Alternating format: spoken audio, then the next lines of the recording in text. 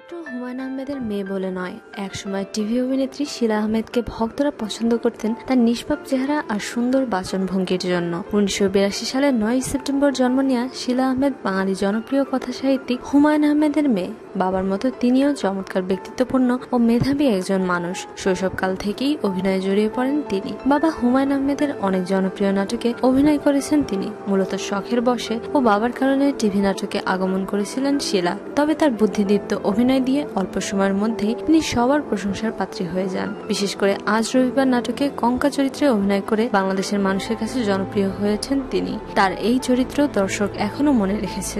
এছাড়াও কোথাও কেউ নেই নাটকে আফসানা মিমির ছোট বোনের চরিত্র বিপাশা হায়াতের সাথে ওই যা বোর্ড নাটকে তার তুখর অভিনয়, আগুনের পরশমণি ছবিতে তার অসাধারণ অভিনয় এখনো শুধুমাত্র দর্শকরাই না, অনেক ক্রিটিক্সও সম্মান ভরে মনে করেন। তবে তার বান্ধবী বিশিষ্ট অভিনেত্রী মেহের আফরোজ শাওনের সাথে বাবা হুমায়ুন আহমেদের সম্পর্ক ও পরবর্তীতে বিয়ের পর মিডিয়া থেকে সরে যান শিলা। শিলা আহমেদ ঢাকার নামকরা হলি ক্রস কলেজ ও পরবর্তীতে ঢাকা বিশ্ববিদ্যালয়ে পড়াশোনা করেন। সে সময় ঢাকা বিশ্ববিদ্যালয়ের আইন বিভাগের অধ্যাপক, কলামিস্ট ও বিশিষ্ট টকশোবিদ ডক্টর আসিফ নজরুলের সাথে তার একটা সম্পর্ক তৈরি হয় বলে বিভিন্ন মহল থেকে জানা যায়, যদিও তখন তা ধোপে টেকেনি। পরবর্তীতে শাওন ও হুমায়ুন আহমেদের বিয়ে হয়ে গেলে 2006 সালের পর থেকে তিনি তার মা গুলতিকিন, বড় বোন নোভা আহমেদ এবং ভাই নুহাস আহমেদের সাথে আমেরিকায় বসবাস করতে থাকেন। সেখানেই পারিবারিকভাবে তার ধুমধাম করে বিয়ে হয়।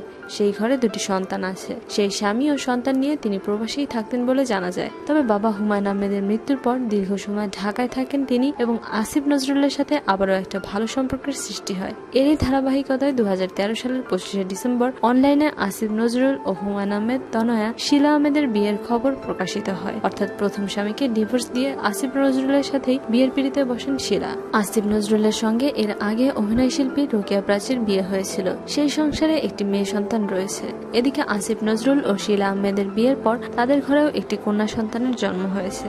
শিলা আহমেদ বর্তমানে স্বামী সংসার নিয়ে ঢাকায় থাকলেও মিডিয়ায় যোগ দেওয়ার কোনো ইচ্ছা নেই বলেই জানা যায়। এমনকি নির্দেশনা বা অন্য কোনো অ্যাডমিন লেভেলের কাজেও তিনি সম্পৃক্ত হতে চান না। তবে লেখালেখি করার কিছুটা সম্ভাবনাকে উড়িয়ে দেওয়া যায় না, কারণ হুমায়ুন আহমেদের লেখনীর সব থেকে বড় ক্রিটিক্স নাকি ছিলেন শিলা আহমেদই। তাছাড়া তার মাঝে লেখনীর গুণ রয়েছে, এরকমটা শোনা গেছে অনেকের কাছ থেকেই। তবে যাই হোক, শিলা আহমেদের অভিনয়, সাহিত্যজ্ঞান এবং ব্যক্তিগত সিদ্ধান্ত সব মিলেই তিনি একজন মানুষ। তিনি তার জীবন নিয়ে কিভাবে সুখী হবেন সেটা তার উপরই নির্ভর করে।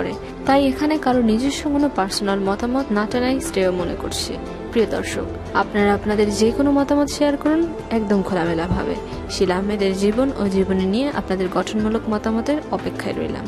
শোবিজের আরো নিত্য নতুন খবর জানতে আমাদের সাবস্ক্রাইব করুন, লাইক দিন এবং কমেন্ট করতে ভুলবেন না।